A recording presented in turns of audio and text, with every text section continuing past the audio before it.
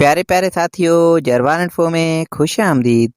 प्यारे साथियों, इस वीडियो में हम आपसे पूछेंगे इंतहाई दिलचस्प और मालूमाती सवालात और पहेलियाँ। जवाब देने के लिए आपके पास है 5 सेकंड का टाइम। तो चलें आज की इंटरेस्टिंग वीडियो शुरू करते हैं।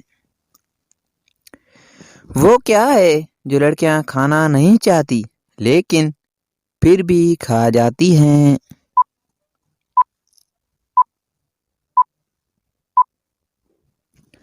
जवाब धोखा। वो कौन सा जानदार है जो एक साल में 1 करोड़ अंडे देता है?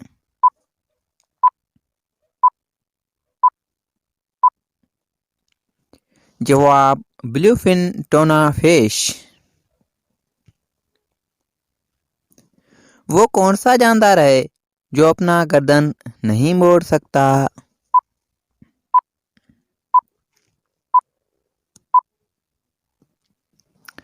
जवाब मेंढक।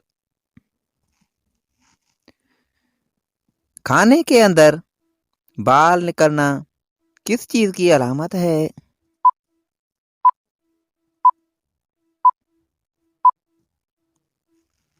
जवाब खाने के अंदर से बाल निकलना मुसीबत आने की अलामत है।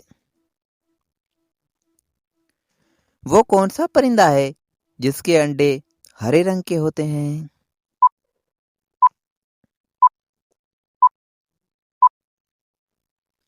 जवाब साउदर्न कासवेरी बर्ड।